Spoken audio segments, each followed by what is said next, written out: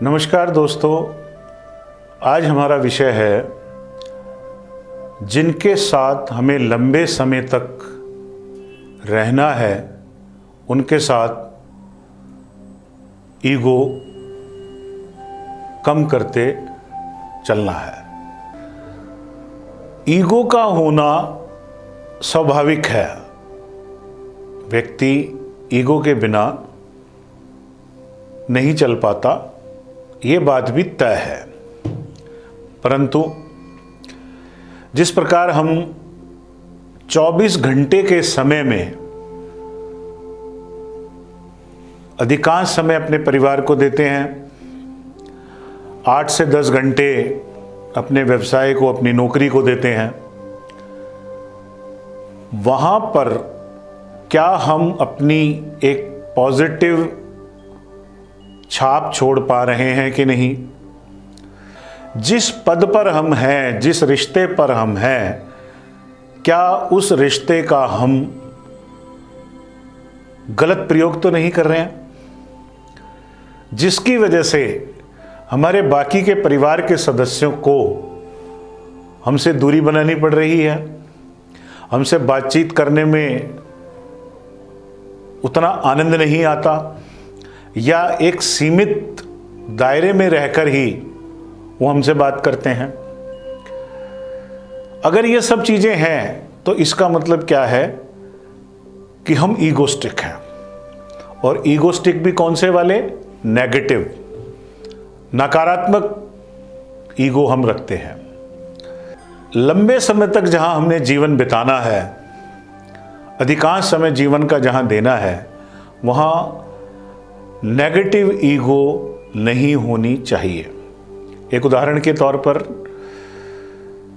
हम जिस भी रिश्ते में, परिवार में हैं,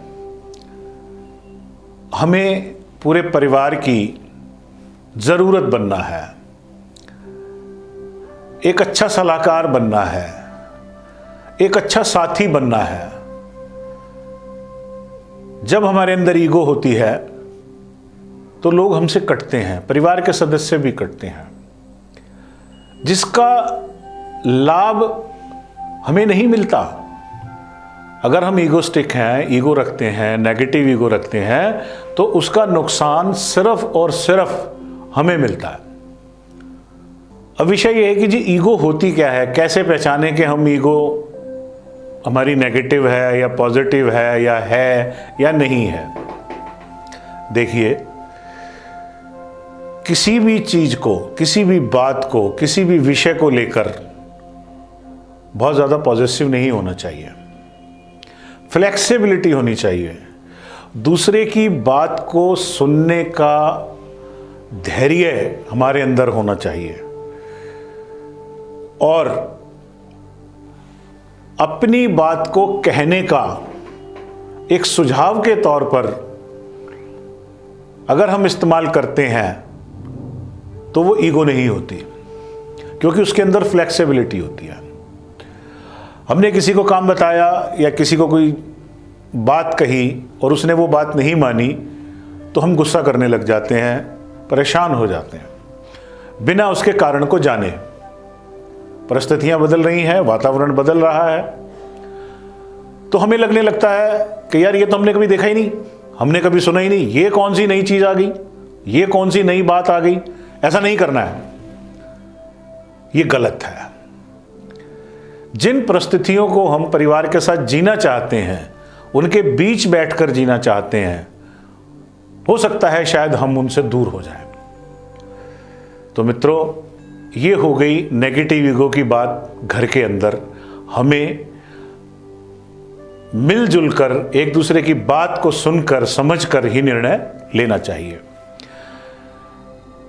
तो जैसा कि मैंने परिवार की परिस्थिति से आपको अवगत कराया, इसी प्रकार की परिस्थिति वहां भी उत्पन्न हो जाती है। लोग हमसे कटने लगेंगे, बात कम करेंगे। जिस चीज का अनुभव हमने जीवन में लिया, वो जीवन का जो अनुभव है वो दूसरों को बांटने में हमें अवसर नहीं मिलेगा। मेरे पास एक सज्जन आए, उन्होंने कहा, सर मैं बहुत एजुकेटेड आदमी हूँ, बहुत अच्छा ज्ञानवान व्यक्ति हूँ, लेकिन मेरे साथ एक सबसे बड़ी प्रॉब्लम ये है कि मैं जहाँ जॉब करता हूँ मुझसे लोग वहाँ कटते हैं, मुझसे बात नहीं करते, कम बात करते हैं। इसी प्रकार मेरे परिवार के लोग भी जो हैं, जब मैं घर जाता हूँ तो मुझसे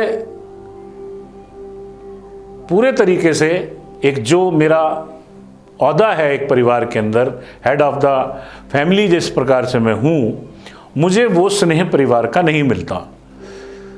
तो मेरे अंदर एक अलग तरह की फीलिंग पैदा हो जाती है कि ये मेरे साथ ऐसा क्यों हो रहा है। तो मैंने उनको यही जवाब दिया कि देखिए, ऑफिस में भी लोग हमसे दूर भागते हैं, घर में भी लोग हमसे दूर भागते हैं, तो इसका मतलब क्या हुआ कि कहीं ना कहीं प्रॉब्लम हमारे अंदर है, जिसकी वजह से जो चीज़ हमें मिलनी चाहिए वो चीज़ नहीं मिलती। जो चीज़ सामने वाले को हमने देनी है, अगर उसे नहीं मिलेगी तो वो दूर चला जाएगा, ये बिल्कुल तय है। हमें हर व्यक्ति को सम्मान देना चाहिए, उसके अनुसार उसकी बात को सुनना चाहिए, समझना चाहिए, और एक मित्रतापूर्वक व्यवहार जो है वो हमेशा हमें आगे बढ़ाता है। हम हर किसी व्यक्ति की ज़रूरत बन सकें, सलाहकार बन सकें, एक अच्छा दायित्व निभाने वाले व्यक्ति की पहचान हमारी बने, यही हमारे जीवन की सबसे बड़ी कमाई है।